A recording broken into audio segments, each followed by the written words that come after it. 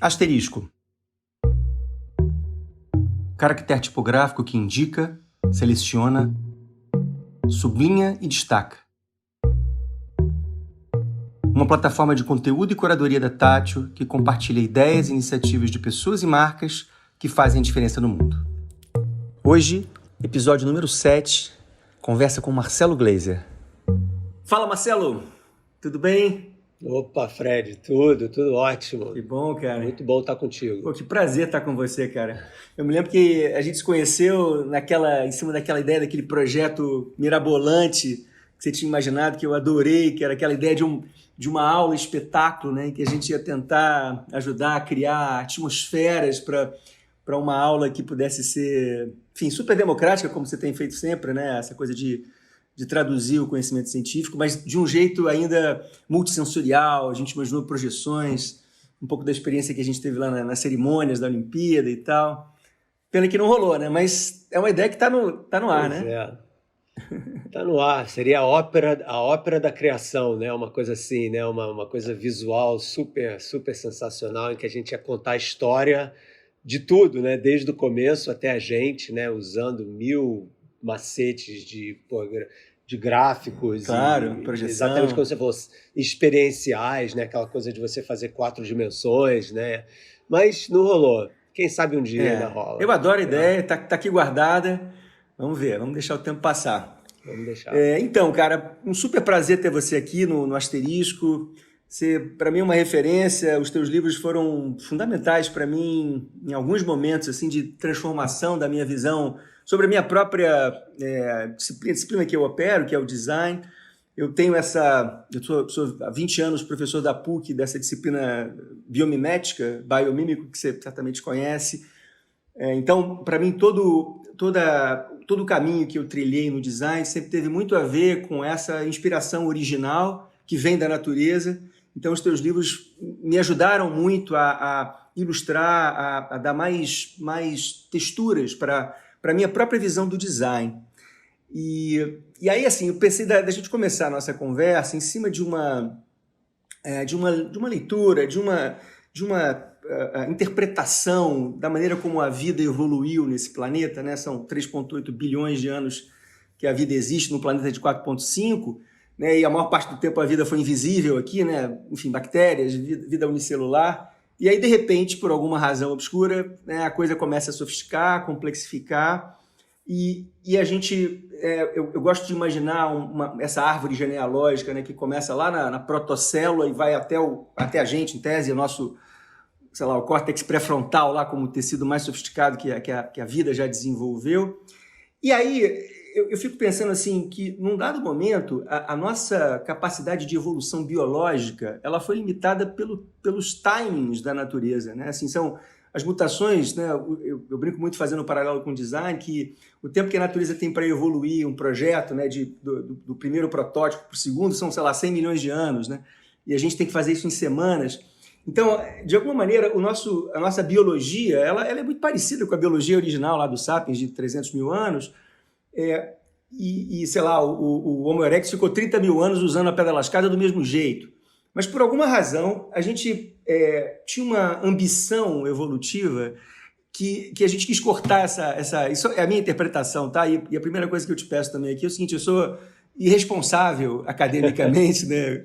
Eu brinco que o designer é o cara que não conhece profundamente nada e nem deve, ele é, acima de tudo, um catalisador de conhecimento, um articulador. Então, eu ganho broncas homéricas da Thalita, que é a nossa bióloga que está aqui nos ouvindo, porque ela fala: Fred, você não pode falar isso, mas eu falo uns absurdos assim que me ajudam, que eu acho que tem uma coisa meio de uma abordagem naif, de uma abordagem meio que as crianças fazem para as coisas, que às vezes abrem espaço para novas ideias, né? Mas então, essa ideia de cortar essa âncora biológica do processo evolutivo, que depende de mais tempo, e pegar um atalho no processo evolutivo através de uma terceirização da nossa própria evolução, né? Eu falo terceirização como se a gente estivesse transferindo para um outro fornecedor, né? Que, na verdade, é a tecnologia. Ou seja, do momento em que a gente usou lá a primeira ferramenta, que é a pedra lascada, até a estação espacial, que agora tem lá 5 caras olhando aqui para baixo, vendo a gente, foi um caminho curto, né? Se a gente pensar, talvez 70 mil anos lá da invenção do martelo até...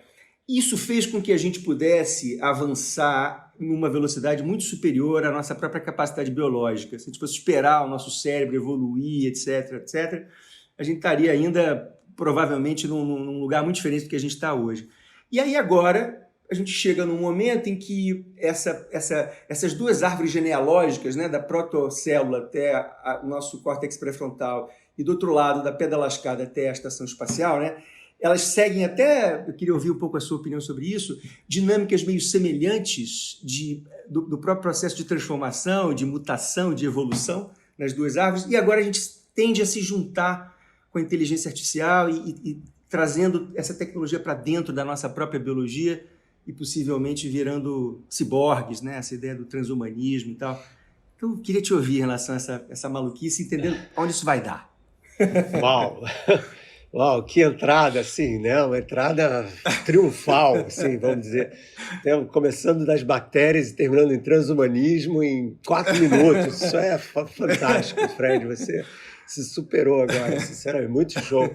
Bom, deixa eu começar um pouquinho do começo. Vamos organizar um pouco essas ideias, de repente, para ver onde a gente vai, né? Então, a primeira coisa interessante sobre essa questão da vida na Terra é que o planeta Terra é um planeta muito especial, no sentido que ele tem os materiais necessários não só para que a vida tenha surgido há 3 bilhões e meio de anos atrás, né? Mas para que ela tenha se mantido durante esse tempo todo de forma a dar um espaço para a seleção natural em direção a uma complexificação cada vez maior dos seres vivos, né? Isso é uma coisa que não é necessariamente assim, né? Então, se você falar com um biólogo hardcore, entendeu? Falar, será que a vida tem o objetivo de ficar inteligente, criativa e, de repente, humana? O biólogo vai falar de jeito nenhum, cara. Isso daí, biologia 101, entendeu? O primeiro curso de biologia nas universidades, você fala, a biologia, ela não tem um intuito em direção a uma complexificação, os que os filósofos chamariam de uma teleologia, né? de uma direção premeditada, né? Então, isso para mim é uma coisa fantástica. Por quê? Porque isso mostra o papel da aleatoriedade no desenvolvimento da vida, até chegar a gente. É por isso que eu estou fazendo esse preâmbulo, vamos dizer assim, né? Então, a gente só está aqui porque aconteceram uma série de contingências na história da vida na Terra e na história da Terra, né? Porque a gente gosta de dizer que, hoje em dia, que a vida não é uma coisa que acontece no planeta. A vida é uma coisa que acontece com o planeta. Existe uma relação profunda entre o desenvolvimento do planeta e a vida nele e o desenvolvimento da vida e o planeta nela. Então, por exemplo, muito antes da gente existir, mais ou menos 3 bilhões de anos atrás, como você tinha falado aí, no início eram só bactérias, né? Fazendo números redondos, 3 bilhões de anos de vida na Terra eram só seres unicelulares. Mas uma coisa muito importante aconteceu, que foi o seguinte, há mais ou menos 2 bilhões de anos atrás, 2 bilhões e meio de anos atrás, esses seres unicelulares aí passaram por uma mutação totalmente aleatória, na qual eles começaram a usar a energia do Sol para produzir energia e se reproduzir. Eles descobriram acidentalmente a fotossíntese.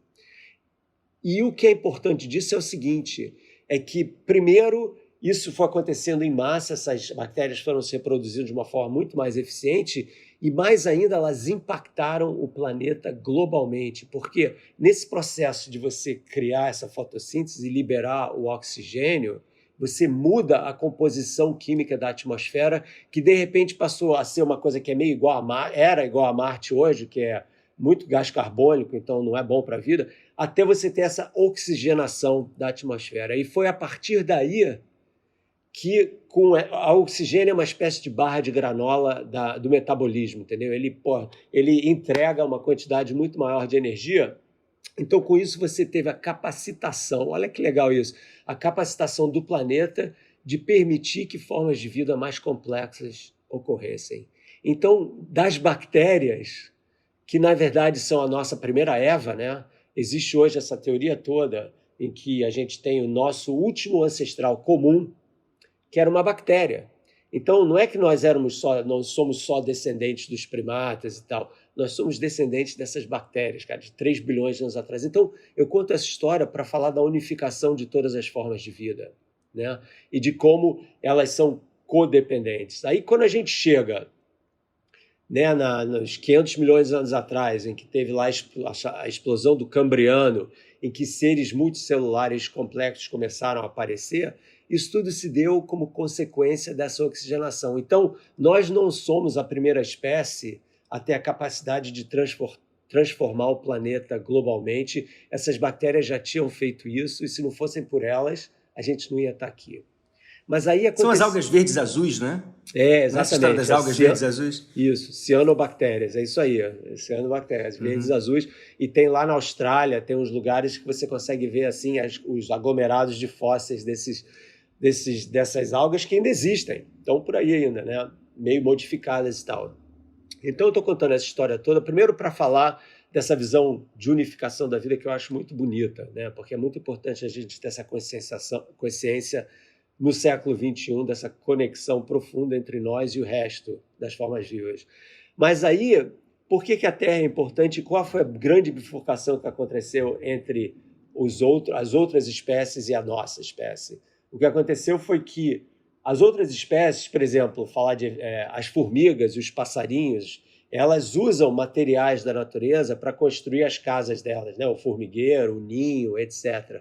Mas elas não têm a capacidade de transformar esses materiais e de associar materiais diferentes para fazer a mesma coisa, entendeu? O João de Barro faz a casa de barro, ele não pega o barro, pedra, feno e tal, entendeu? Mas nós não, nós começamos a criar essa união entre coisas diferentes, né? Por exemplo, como você mencionou, o martelo, a ideia de você pegar um pedaço de pau e uma pedra, grudar um no outro e fazer assim e usar isso para quebrar coisas duras. Perfeito. Né? Eu brinco que foi um designer que fez isso. Com certeza. Foi um designer caminhando lá na savana que teve essa ideia de sacar do bolso da tanga uma tirinha de couro e amarrar essas duas coisas e fazer uma ferramenta que tem 70 mil anos, que está lá na caixa de ferramentas da Estação Espacial até hoje, né? E o poder transformativo transformador dessa ideia, né? Que é uma coisa assim total, incrível, né? Então essas ideias são elas que têm esse poder de reinventar a nossa relação com o planeta, né?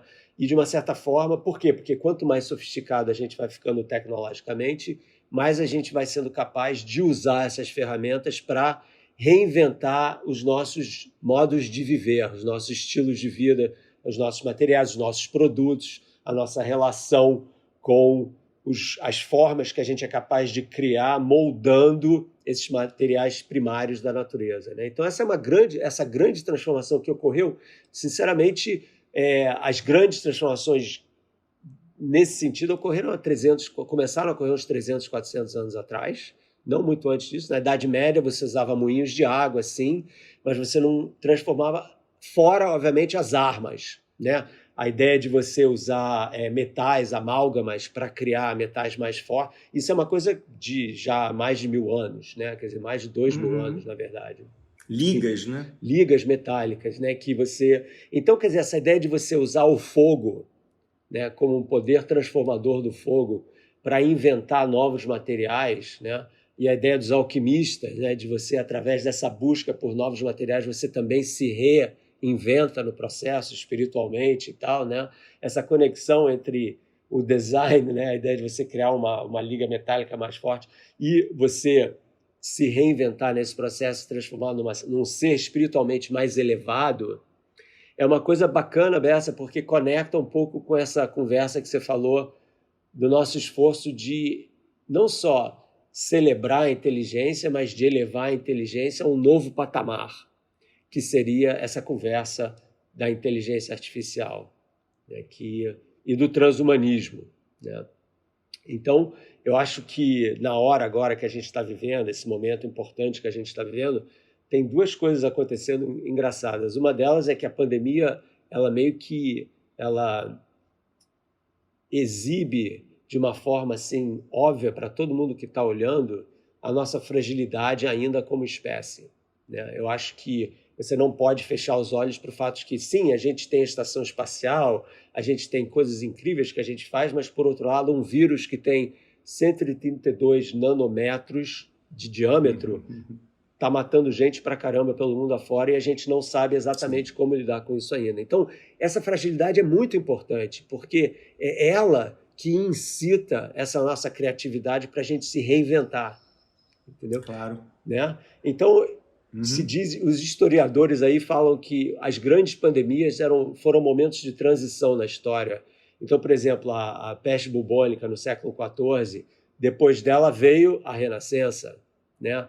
Então, eu como um otimista que eu sou, eu vejo esse momento como esse momento em que a gente vai usar o conhecimento que a gente tem e a experiência emocional difícil que a gente está passando para se reinventar também como espécie. Então, a minha previsão, que eu espero que esteja certa, porque a outra opção é muito ruim, entendeu? É de que a gente passe por uma renascença como espécie daqui para frente. E eu sei que você está encadeando isso, você encabeça muito esse movimento da relação do mercado com a proteção do planeta e como isso é importante em termos de ética corporativa, etc. Então, para mim, esse é um momento de vamos nos reinventar como espécie. E a questão de até onde isso vai dar, né? A questão do transhumanismo, né? Eu não sei se todo mundo conhece essa palavra, eu acho que se você digitá-la em português, eu acho que vai dar errado aí no word processing. Acho que nem tem ainda no dicionário, se tiver, não tem no meu, não tem em inglês também. Então, a ideia do transhumano é você usar a tecnologia para você amplificar a nossa capacidade sensorial e corporal de formas que a gente não seja mais os mesmos. Ou seja, você poder enxergar muito melhor, por exemplo, a gente só enxerga uma pequena janela do espectro eletromagnético, né, que vai do vermelho ao violeta, mas a gente não enxerga infravermelho, a gente não enxerga ultravioleta. Imagina se a gente pudesse enxergar isso tudo, a nossa percepção da realidade ia ser completamente diferente, né?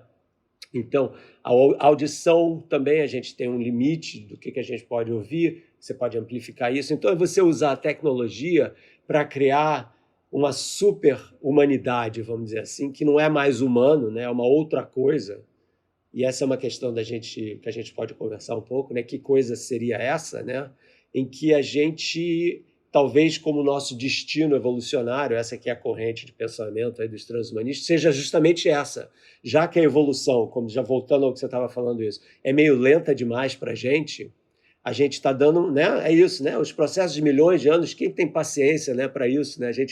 Então a gente está meio que acelerando isso tudo de uma forma assim super intensa, né? E o transhumanismo seria o clímax disso tudo, em que a gente não só acelera, mas no sonho mais elevado, entendeu, do transhumanismo, a gente deixa de ser humanos para ser só informação. Sim. Que pode, dispensa esse corpo que é perene, né, que é frágil, que acaba se desfazendo e se coloca numa condição perene de seguir existindo só na dimensão digital, né? Eu sempre brinco, né? Contanto que você faça backup, você pode ser imortal. Né? Mas aí com certeza. Mas aí a questão, a gente pode até entrar em mais detalhes sobre isso, né? A questão é o que é isso, né? Que informação sobre você é essa? E com isso aí é viável? Isso é um cenário de ficção científica? Porque tem muita gente, tipo Ray Kurzweil, que é um cara que é um pensador dessa área aí, do Singularity University, né? Ele aposta nisso diretamente, né? Ele acha que daqui a 10 anos a gente vai ter computadores que vão ser capazes de emular o cérebro humano, porque eles vão poder usar dados e fazer cálculos com uma velocidade maior e com uma porque não é só a questão de velocidade, é uma questão de paralelização também, né? A gente tem os neurônios, os 86 mil bilhões de neurônios, mas cada um deles tem milhares de conexões, né? Então você tem um sistema de network incrivelmente complexo, né? E esses computadores e supercomputadores vão ser capazes de ultrapassar essa nossa habilidade de receber e produzir informação, né? Então a questão seria, o que serão essas máquinas? Essas máquinas vão emular o cérebro humano, vão ser uma outra coisa? E se elas forem uma outra coisa, será que elas vão ter uma consciência, uma protoconsciência? Será que elas vão saber quem elas são? Será que elas vão saber que elas existem? né? Quando você passa a ter consciência de você existir, daí você começa a querer proteger cada vez mais a sua vida, que, aliás, deve-se dizer que os animais todos têm, né? Uma das coisas que os vegetarianos falam é que não existe só a questão ambiental do vegetarianismo, mas a questão moral é que se um animal tem um projeto de vida, que seria se reproduzir, se manter vivo, a gente moralmente não é superior a esse animal e não tem o direito de eliminar esse animal. Então a questão das máquinas seria essa, né? Será que essas máquinas, os robôs inteligentes, será que eles vão ter direitos da mesma forma que nós temos direitos, né? Ou será que eles vão ser escravos? Será que a gente vai colonizar as máquinas e repetir todos os erros que os nossos antepassados repetiram abusando das máquinas, porque elas não têm consciência, né? Então, esse tipo de conversa é uma conversa super interessante, super profunda, que precisa ser discutida agora, né? Porque essas coisas estão acontecendo numa velocidade bem rápida. Uhum. E eu fico pensando aqui, imagina se daqui a, sei lá, 2 milhões de anos essa história toda seguiu evoluindo, sem saber direito como é que ela vai se desdobrar, né? Quais são os próximos capítulos, porque eu acho que tem uma grande interrogação aí, com muitos riscos, com muitas perspectivas muito interessantes. Se, imaginando uma arqueologia nesse futuro, imaginando arqueólogos daqui a 2 milhões de anos, que eu não sei de que espécie seriam, olhando para essa trajetória, para esse rastro que nós e as máquinas teríamos deixado no planeta, se um possível computador desse, que emula a consciência humana, seria interpretado como resultado da própria evolução biológica.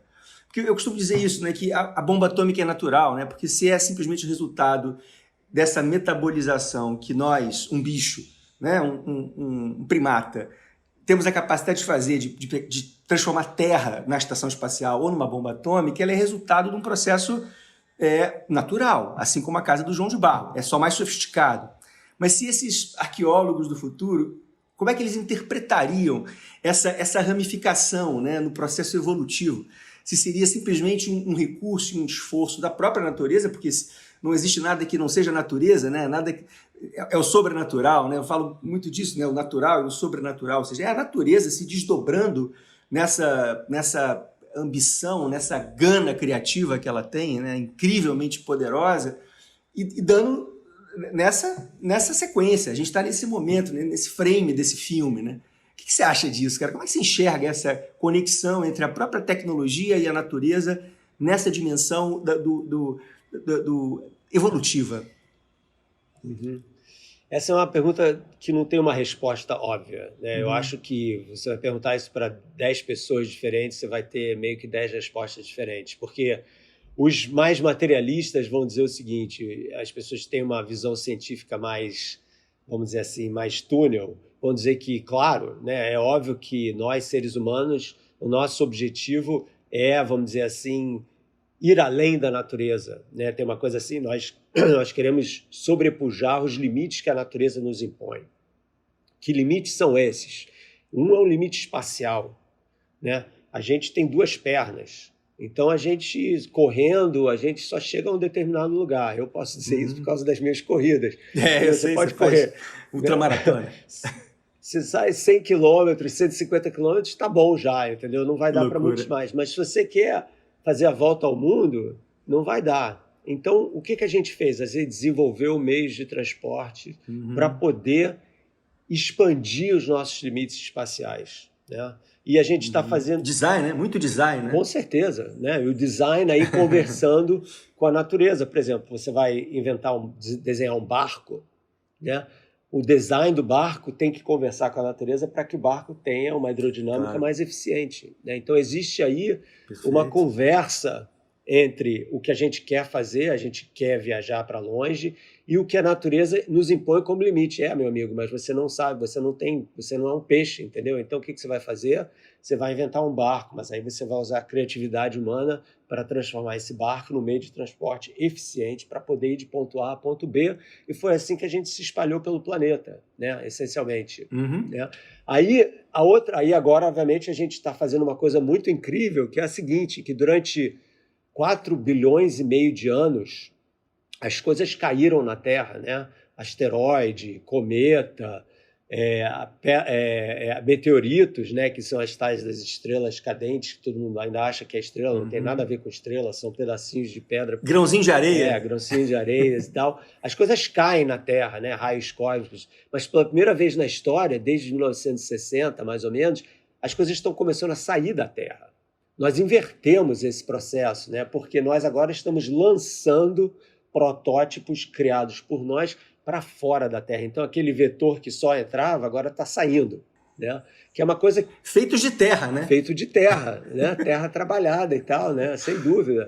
Então, a gente está meio que expandindo a nossa habilidade de ir além das nossas limitações espaciais, explorando o próprio espaço, né? Isso é uma coisa assim incrível, né? Então essa limitação existe, obviamente a gente não pode ir para uma estrela ainda, né? Viagens interestelares são extremamente complexas e meio que impossíveis no momento, né? É longe. É longe pra caramba, entendeu? Por exemplo, a mais longe, próxima, a Alpha Centauro está a 4 anos-luz e meio de distância. Então demora a luz para chegar a 4 anos e meio, né? Se a gente tivesse o nosso foguete mais rápido, que viaja lá uns 50 mil quilômetros por hora, que é rápido pra cacete, pô, 50, demoraria 100 mil anos para chegar lá. 100 mil anos. É maluco. Então, realmente... Mas a gente está expandindo, está indo. Está lá o Elon Musk quer ir para Marte, não sei o que. Todo mundo quer ir para Marte, né? Os Emirados... Cara, os Emirados lançaram uma sonda para Marte agora, anteontem. Pô, é uma coisa assim... O que está acontecendo, né? Então, a coisa está expandindo. Não é mais só Estados Unidos e Rússia. Acabou essa conversa. Então, essa limitação espacial. Mas a grande limitação nossa não é espacial, é temporal. O fato de que a gente tem uma vida limitada durante certas dezenas de anos, não é isso? Então, a gente conseguiu dobrar essa limitação nos últimos 150 anos, de uns 35 para 70 e poucos anos, né, que é a idade média hoje em dia, dependendo do país, né? Isso é uma coisa fantástica. Isso daí não aconteceu do nada, aconteceu por causa da ciência, né? Então, mas essa briga entre a nossa existência e a nossa mortalidade é uma coisa que meio que define quem nós somos. Se você parar para pensar, essa é uma das questões filosóficas mais profundas, né? Como que nós, que somos macacos, né? A gente tem pelo, a gente tem que dormir, a gente tem que comer, a gente tem que se reproduzir, feito qualquer bicho, mas a gente também contempla o infinito, a gente também tem a percepção do divino, a gente também sonha e cria e transforma a natureza de formas... Então a gente tem esse paradoxo, né? De ser tanto animal quanto um semideus, vamos dizer assim, né? E dessa tensão aí, a coisa mais óbvia é que a morte é o fim da conversa. Então, a nossa conversa com semidivina termina com isso. Então, o maior sonho da humanidade, em termos de criatividade, é: será que a gente pode sobrepujar a morte, os nossos limites temporal final? Então, não é à toa que as religiões todas têm uma narrativa do além, da alma e da reencarnação dos budistas e tal, né? Então, quer dizer, existem várias histórias diferentes com relação a esse limite. O transhumanismo, voltando aí para costurar tudo junto, de uma certa forma é uma resposta moderna, cutting edge, dessa questão, porque, na verdade, o que está se querendo aí é usar a tecnologia para transcender tanto os limites espaciais, porque se você é informação, meu amigo, você pode ir para qualquer lugar, né, mole, né? Quanto os limites temporais da humanidade, ou seja, é a ressurreição total dos nerds, né? Tipo assim, né? Aquela, né? A ideia, pô, os nerds vão conseguir.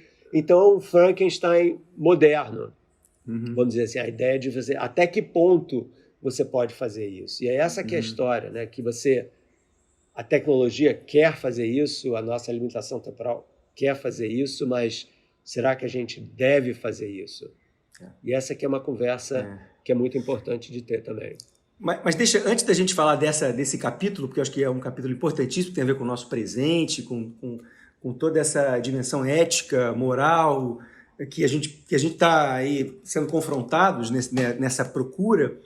Mas eu queria te fazer uma pergunta, porque eu tive há um tempo atrás um insight muito maluco relacionado com o que a gente está falando aqui. Eu estava caminhando aqui no centro do Rio, na Buenos Aires, e aí, numa rua assim, eu vi uma daquelas ruínas, daqueles casariozinhos antigos, completamente em ruína, tomado por uma trepadeira que subiu, cara, que dominou, você quase não via a construção. E quando ela chegou em cima, assim, tinha uma varandinha e tinha um poste na frente, e a trepadeira se lançou no poste, aí tinha um fio, ela simplesmente enlaçou o fio, atravessou a rua, desceu do outro lado e começou a subir no outro muro. Eu estava caminhando nessa rua, quando eu olhei, eu falei, cara, que loucura, né? Que essa ambição que a vida tem, né? E aí estudando a vida como fonte de inspiração criativa, que é o que eu faço, dá para entender que a vida tem dois drives que são muito poderosos, que na verdade até podem ser resumidos em um único drive, que é a luta pela vida, que o Darwin fala, né? Que tudo que está vivo quer ficar vivo, quer continuar vivo e quer se reproduzir, quer se espalhar, como essa trepadeira fez, né? Que tem lá as pontinhas da trepadeira, que são esse pelotão de vanguarda, né? da planta, que tem a capacidade de enxergar a oportunidade do fio que estava ali para ir para um outro lugar e seguir crescendo, seguir se reproduzindo. E nessa hora, eu sempre nessa minha reflexão de por que nós somos um bicho tão diferente, que subvertemos de uma maneira tão radical, como nenhuma outra espécie fez até então, a lógica evolutiva, pegamos esse atalho maluco que a gente falou, terceirizamos a nossa evolução biológica, que era lenta, e chegamos nesse momento de desafiar os próprios limites mais estruturais, né, básicos da vida, que é a própria perenidade. Será que a nossa missão, que a própria natureza, né, a própria ambição da natureza, não seria seguir com essa mesma dinâmica, com esse mesmo drive, espalhando a vida, e a nossa missão não seria atravessar a rua, como a trepadeira fez, só que levando essa vida inteligente, que a gente sabe que é rara, né? Porque, claro que existe vida, matematicamente, né, estatisticamente existe vida no universo, muitas outras, provavelmente, formas de vida, mas a vida inteligente a gente sabe que é rara, porque é resultado de uma combinação muito improvável. Então a natureza, nessa ambição, nessa obsessão por espalhar o vivo, não teria visto nos sapiens, né, a oportunidade de realmente fazer uma travessia um pouquinho mais longa do que a rua que a trepadeira atravessou, e essa seria talvez a nossa motivação central, que de uma certa forma, até inconsciente, nos motive a pesquisas como, por exemplo, a do Kurzweil, no sentido do transhumanismo, do aumento da longevidade, porque é o que você falou, né? As distâncias são longas, são ruas largas para a gente atravessar. Durando 70 anos, 80 anos, a gente não chega do outro lado. Então, será que várias das nossas pesquisas não estariam sendo motivadas inconscientemente por essa missão, ou essa motivação reptiliana, quase, que a vida nos impõe de espalhar a vida? Isso é maluquice? Não sei, eu acho que... Você sabe que tem uma conversa aí, que o que você está falando se alinha um pouco com o que alguns filósofos têm defendido, que se chama, uma visão muito bonita, na verdade, do universo, chama panpsiquismo. E a ideia do panpsiquismo é a seguinte, que em física a gente sempre fala que o que é fundamental é espaço, tempo e energia, né? Porque se matéria é energia, então a gente fala de espaço, tempo e energia, são, vamos dizer assim, o que em palavras bonitas de filosofia são a ontologia que a gente usa para explicar que são os componentes básicos da realidade em que a gente vive. Tá? Perfeito. Então a moçada do panpsiquismo fala o seguinte, está faltando um elemento fundamental nessa ontologia, que é a consciência. A ideia de que existe alguma espécie vaga de consciência cósmica.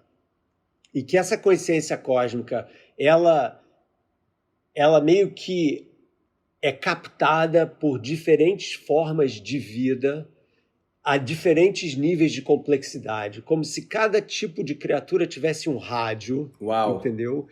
E esse rádio tivesse uma sintonia numa frequência que é mais ou menos complexa, a informação que essa frequência pode passar, dependendo da criatura. Então, uma bactéria tem um rádiozinho pequenininho, entendeu? Que é basicamente sobre eu quero me movimentar na direção dos alimentos e eu quero me reproduzir, né? Aí você vai, sei lá, você passa por um cachorro que tem um rádio muito maior do que uma bactéria, que já tem uma protoconsciência, que tem emoções, obviamente, que tem desejos e uma opção de outras coisas. E aí você vai para o ser humano, né? Que tem um puta rádio, entendeu? Bem grande, em que basicamente não só existe essa urgência de se manter vivo e de se reproduzir, que você mencionou, mas existe uma urgência de se transcender. Então é como se a natureza tivesse inventado a gente para que a gente pudesse reinventar a natureza. Uau, que incrível isso, cara. Tá? Então, essa é uma ideia. Eu estou fazendo uma versão meio lírica, mas a ideia do panpsiquismo é justamente essa, de que existe uma inteligência primordial, que se espalha pelo universo e que é, da mesma forma que nós somos um aglomerado de elétrons, de matéria e de prótons, etc., né, que se auto-organizou para ser vivo, né, o nosso cérebro capta essa protoconsciência e transforma ela nessa nova dimensão, nessa nova missão, como você falou, que é, de uma certa forma, reinventar a própria natureza. Então, nós somos o mecanismo com que a natureza se reinventa. Uau! Uau! Né? Coisa... E essa consciência cósmica, Deus, né? Aí é que tá. Pois Talvez aí depende com quem você conversa, entendeu? Claro. Aí você, mas então os caras finalmente chegaram em Deus, pô, é isso e tal. Então, por exemplo, o Einstein, que tinha uma visão meio parecida, falava que ele não acreditava nesse negócio de Deus monoteísta e tal, do judaico, cristão, muçulmano, mas ele dizia que, para ele, a versão do Spinoza, que era um filósofo lá do século XVII, que dizia que existe uma espécie de divindade que é manifestada em toda a natureza e que tudo faz parte de Deus e que tudo é Deus e que, portanto, Deus está em todas... E ele foi excomungado lá da sinagoga, lá da comunidade judaica dele, por ter umas visões meio heréticas, né? Mas essa ideia de que existe uma espécie de presença incompreensível para nós no universo, que é de alguma forma consciente, é uma ideia que está rolando há muito tempo, né? Mas ela está voltando agora. E você sabe de onde ela está vindo? Isso é que é interessante, voltando novamente. Ela está vindo porque, quando você começa a pensar na natureza da consciência humana, você se enrola todo, entendeu? Porque as ciências neurocognitivas, né, elas estudam de uma forma espetacular o funcionamento do cérebro, como a gente recebe informação, né? Se você parar para pensar, a nossa consciência do que é o real é uma espécie de integração de informação, né? A gente pega o olho, a gente tem os ouvidos, a gente está sentado, a gente sente a temperatura. Essas informações entram, né? E são integradas aqui nessa Central Processing Unit, né? A nossa cabeça, e a gente fala, estou aqui estou eu estou vendo a minha realidade e tal, né? Esse tipo de ciência neurocognitiva é muito avançada, mas quando você chega mas quem é você? Como que o cérebro cria uma versão subjetiva sua, mesmo que a minha cabeça seja muito parecida com a tua? Nós somos pessoas super diferentes, né? Na maneira como a gente vê, quando a gente fala, com o que você faz, o que eu faço e tal, mas a massa, a matéria bruta é muito parecida. Então, esse rearranjo neuronal, entendeu? De neurotransmissores, de alguma forma, cria essa noção do subjetivo, de quem você é. Esse é um grande mistério ainda da ciência. Então, os caras falam, e é um mistério que a gente não vai conseguir resolver usando as técnicas normais da ciência, que são o materialismo reducionista. Não dá para pegar e entender o neurôniozinho, entendeu? E daí chegar à ideia de quem você é. Aí é que entra, então, mas é porque a consciência é muito maior do que nós somos. Aí, entendeu? É daí que está vindo essa motivação. Uau. Muito louca, né? Isso é incrível, isso é incrível. E você, o Einstein chamava do grande mistério, né? Ele falava do mistério como essa inteligência. Porque, cara, tem uma coisa que é muito doida, né? Na própria biomimética, porque quando eu descobri isso, eu tinha 19 anos de idade, né? Essa possível fonte de inspiração, eu passei a olhar, quando eu estava caminhando numa floresta, eu passei a olhar para tudo que eu vi em volta como soluções de design, assim, incrivelmente sofisticadas e refinadas, começando pela gente, como você falou, esse conjunto de receptores incríveis que a gente tem, né? Que interpreta e que, de uma certa maneira, são resultado, parecem ser resultado, né, de um processo quase racional de soma de partes, como se fosse um equipamento desenvolvido, né? Uma vez eu estava numa exposição lá no V&A em Londres, e aquilo foi também assim, um super insight. Tinha uma vitrine com esqueletos de vários animais. Começava com uma lagartixa, E terminava com, aí passava por uma galinha, um porco, um cavalo e um ser humano em cima. Só esqueletos. Todos eles com costelas, coluna vertebral, braços, dedos, patas, né? E aí se você for pensar no sistema mais sofisticado, sentidos, é quase como se a natureza tivesse um banco de princípios criativos que ela vai recombinando de uma maneira sempre muito econômica, porque ela é obcecada por economizar, né?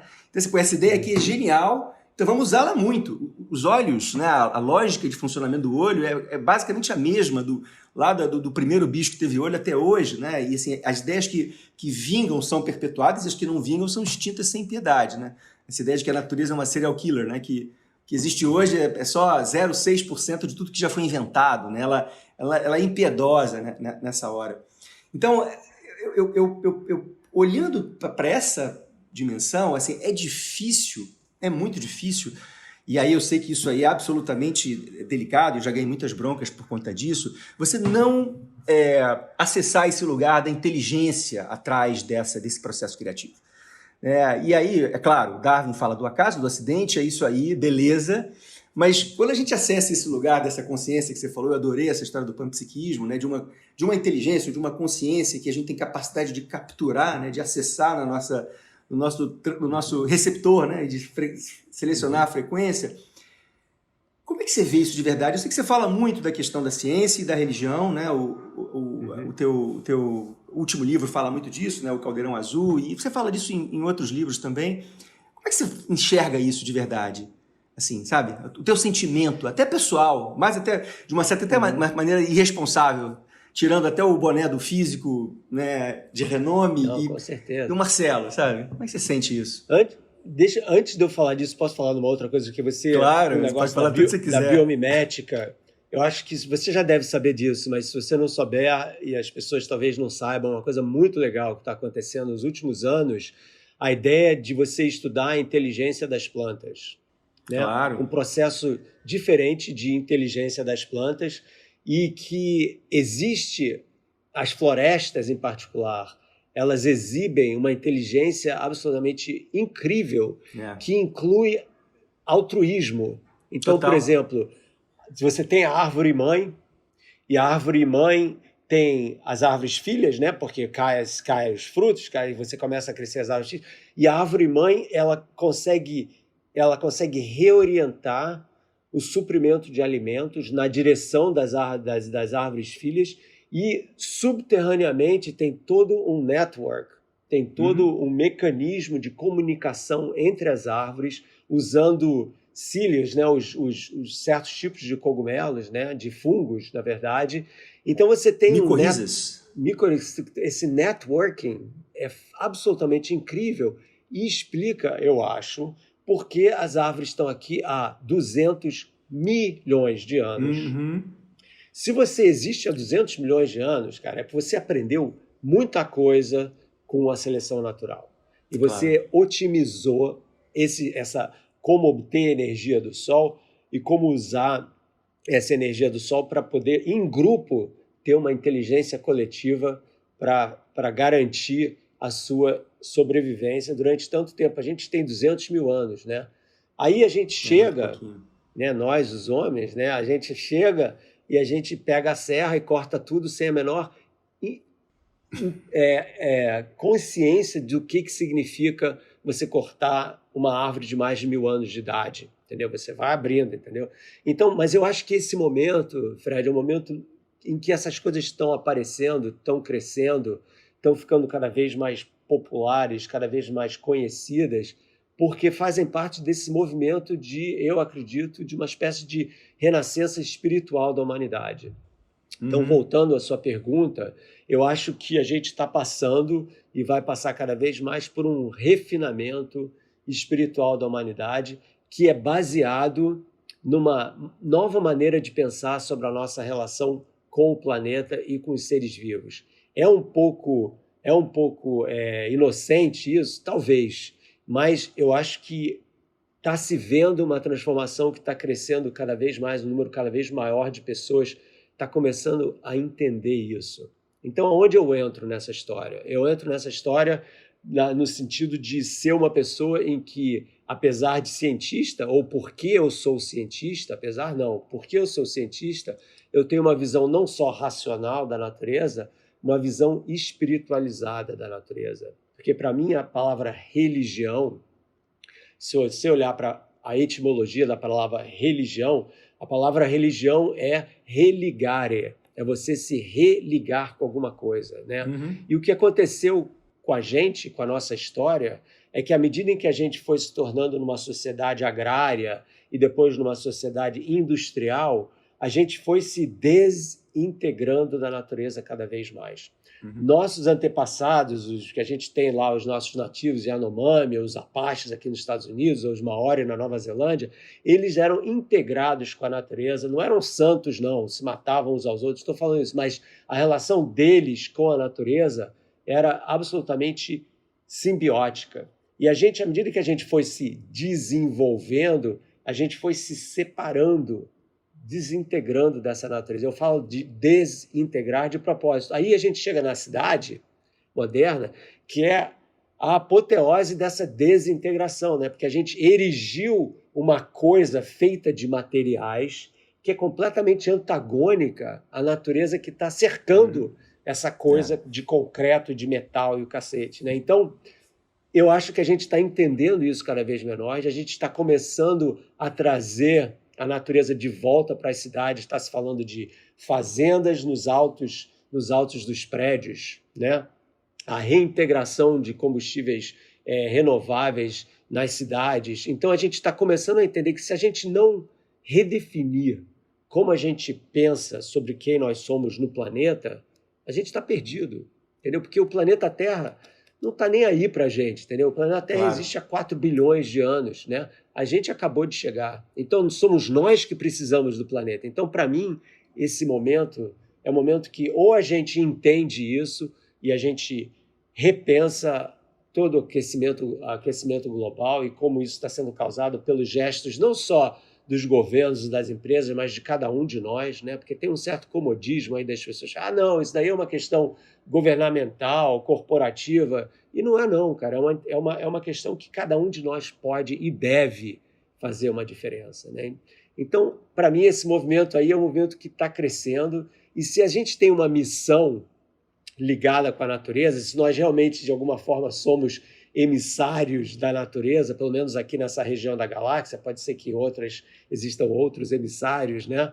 Então a gente tem a missão de celebrar a nossa criadora, que é a natureza, né? E não de destruir ela. Isso é estimulante. Eu também me enquadro nesse lugar de otimista, acredito nisso, e acredito nisso por uma combinação assim, né, dessa ampliação da consciência que de alguma forma está acontecendo até com as novas gerações. A gente vê as novas gerações chegando já com outro drive. Tem um outro grande amigo meu físico, não sei se você conhece o Sidney Patiornik.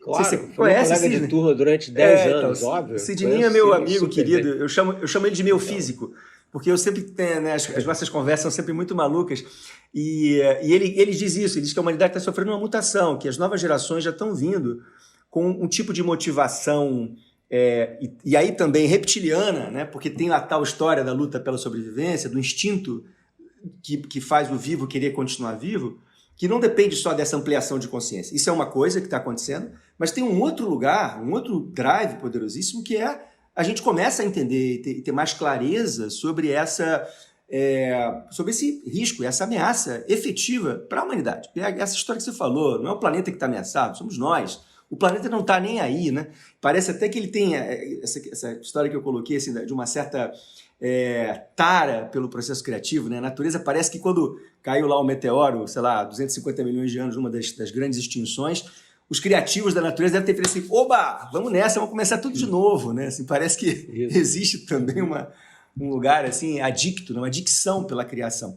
Então é a gente que está ameaçado, então isso pode gerar realmente aí uma combinação junto com a ampliação da consciência que pode mudar o cenário, né? E aí, assim, eu queria te ouvir para a gente encerrar, porque dá para a gente ficar aqui, eu poderia ficar, cara, sei lá, um dia inteiro conversando com você, eu vou adorar seguir a conversa em outros momentos, mas eu queria que você falasse um pouquinho exatamente dessa perspectiva de transformação, dessa urgência que a gente vive. Acho que essa história da pandemia também foi um acelerador E a gente aí, na nossa visão otimista de que esperamos que a coisa mude, tem muita gente que acha que não, vai mudar pouco. Como é que você vê o papel das empresas, né, nessa história? Porque eu trabalho com marcas, grandes marcas, e eu tenho uma visão de que as marcas concentram a inteligência da humanidade, são dos laboratórios das empresas que saem, né, os objetos que constroem a nossa realidade física, né? E a gente só está aqui podendo ter essa conversa porque uma empresa desenvolveu esses computadores e a tecnologia, etc. Então, eu acredito que dentro do próprio processo evolutivo, né, que quando uma espécie está sendo desafiada, ela precisa usar a inteligência acumulada dessa espécie para tentar se adaptar a um novo cenário, a um novo contexto e seguir evoluindo, para não ser extinto. E eu acho que a inteligência humana, a inteligência da nossa espécie, depende muito da inteligência das empresas. Como é que você vê essa participação ativa até desse capitalismo evoluindo no processo de transformação que a gente precisa promover aqui para seguirmos relevantes e seguirmos existindo nesse planeta incrível que é a Terra? Uma ótima pergunta, eu vou responder ela vou contar uma história para você que aconteceu ano passado, que para mim é assim profundamente reveladora, que é a seguinte: você sabe que o barômetro cultural aqui nos Estados Unidos é o jogo de futebol, né, o Super Bowl, que é a final do jogo de futebol. Sim. Que tem mais de 30 milhões de pessoas que assistem, é um fenômeno nacional aqui nos Estados Unidos, né? E as pessoas que nem gostam de futebol americano, feito eu, assistem por causa dos anúncios. Sim, é famoso. Porque os anúncios são famosamente espetaculares, né? E se você olha para a história desses anúncios nos 10 anos passados, os anúncios são essencialmente o seguinte: cerveja e caminhonete, né? Tipo o Ford 150, tipo truck, né? E é isso. E exército também. São os três grandes, né? Esse ano passado, o que aconteceu? Tinha anúncio de cerveja?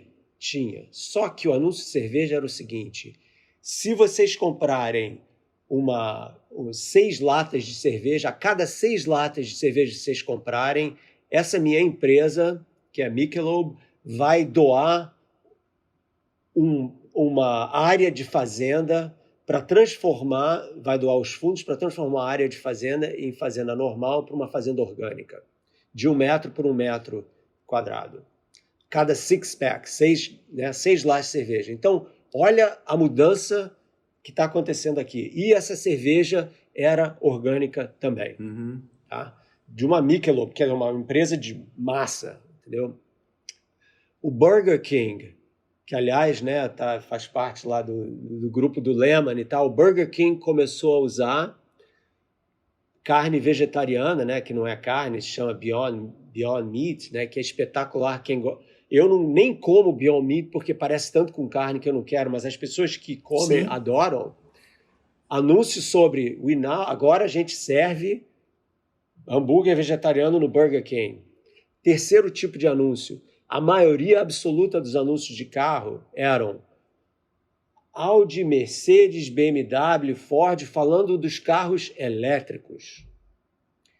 Então, isso para mim mostra o seguinte: mostra uma mudança na captação do interesse dos consumidores, de quais são os produtos que realmente eles querem comprar. E, obviamente, as marcas respondem a essa conversa entre o consumidor e o produto, né? Então, eu estou sentindo, e é uma coisa que eu falo muito quando eu falo para empresas e tal, que a visão da empresa com relação ao consumidor está sendo transformada de alvo, consumidor é o meu alvo, que eu vou atingir, para parceiro. Então, quando você tem uma conscientização maior de o meu consumidor é uma pessoa que está começando a entender a importância da preservação do planeta, de limpar a nossa atmosfera, eu vou começar a criar produtos que interessem a esse consumidor.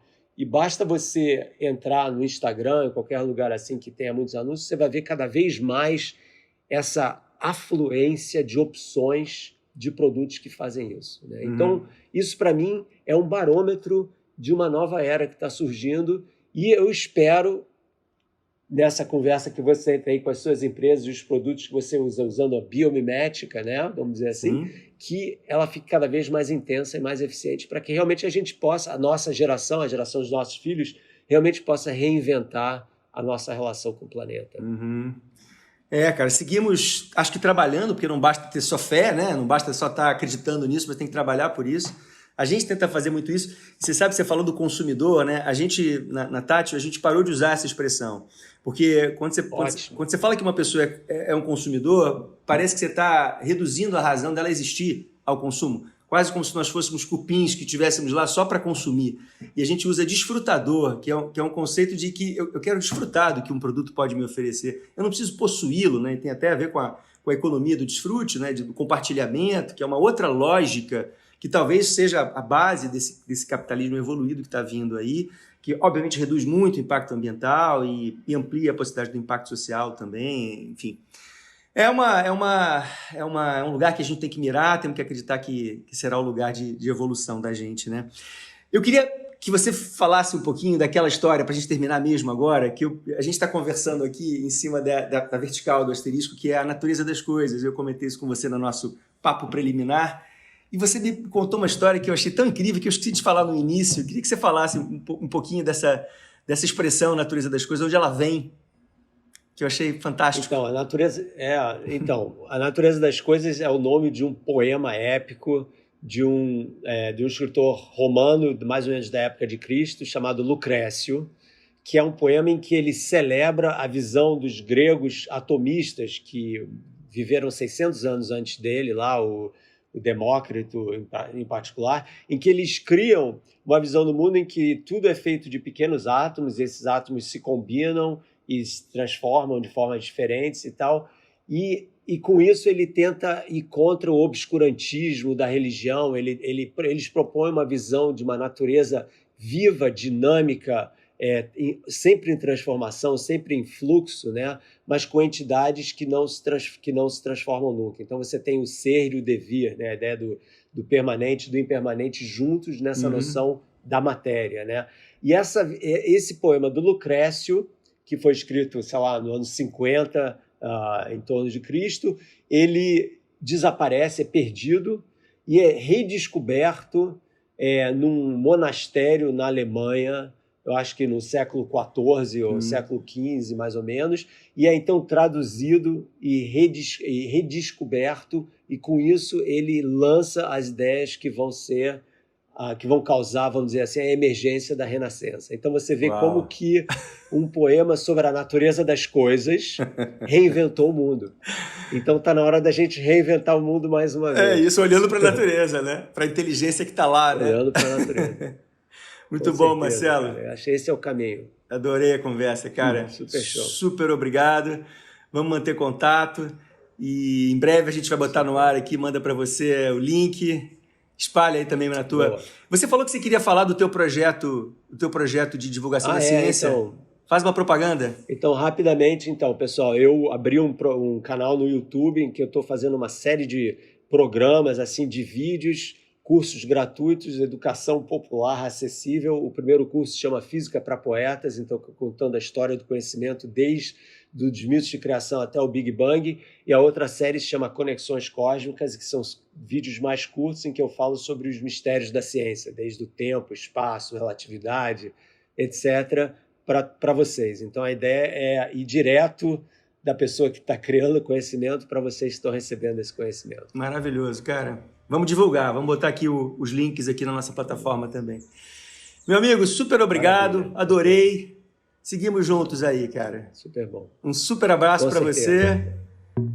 E vai com tudo. Para você também, sucesso. Obrigado, cara. Valeu. E fique safo. Tchau, você tchau. Também. Um abração.